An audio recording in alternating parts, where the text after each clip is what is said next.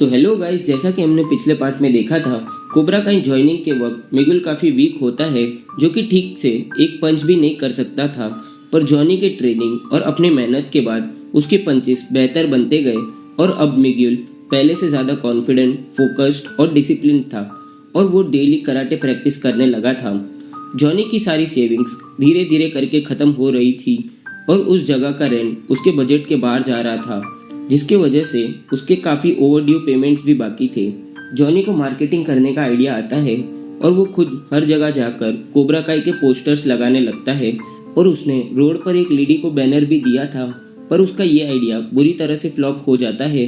तो एक दिन मिगुल जॉनी के पास आता है और उसने कोबरा काई का वेब पेज बनाया था और अपने सारे दोस्तों को कोबरा काई ज्वाइन करने के लिए भी कहा था। कॉलेज में टीचर एक पेरेंट की कंप्लेंट सुनाते हुए कहती है कि उसके लड़के का मजाक बनाया गया था उसके फेस की वजह से, और वो लड़का और कोई नहीं बल्कि इलाई था। और अब हेलोइन आ रहा था जिसमें सब फैंसी ड्रेस पहनकर आने वाले थे। मिगुल जॉनी से कहता है कि उसे किक करना सीखना है, तो जॉनी उसे स्विमिंग पूल के पास लेकर आता है और मिगुल के दोनों हाथ रस्सी से बांधकर उसे पानी में फेंक देता है। मिगुल डूबने लगता है, तभी जॉनी उसे कहता है कि उसे सिर्फ अपने पैर की मदद से ही पानी के ऊपर रहना होगा।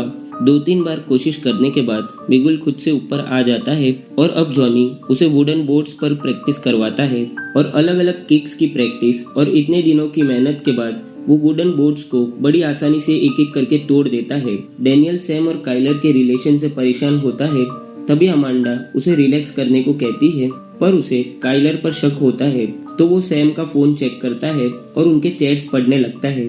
और हेलोइन पार्टी में डेनियल वहाँ सैम के साथ पहुंच जाता है। मिगुल एक बोरिंग सा कॉस्ट्यूम पहनता है हेलोइन के लिए, पर जॉनी उसे अपना स्केलेटन वाला कॉस्ट्यूम देता है। यस्मिन आयशा का मजाक बनाते हुए उसे पिक कहकर चिढ़ाती है और सब लोग आयशा पर हंसने लगते हैं और वो गुस्सा होकर वहाँ से चली जाती है। मिगुल का कॉस्ट्यूम देखकर डेनियल को जॉनी की याद आती है और वो उसके पोस्टर्स भी देख लेता है और उसका पीछा करते करते उसे जॉनी मिलता है, जो कि पूरे कॉलेज में कोबरा काई के पोस्टर्स लगा रहा होता है।